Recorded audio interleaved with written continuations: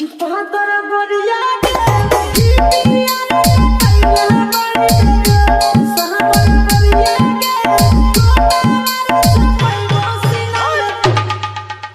बात अंदर से निकल हो। एकदम बिल्कुल एकदम तैयारी में है, चिंता मत करी। चला मास्टर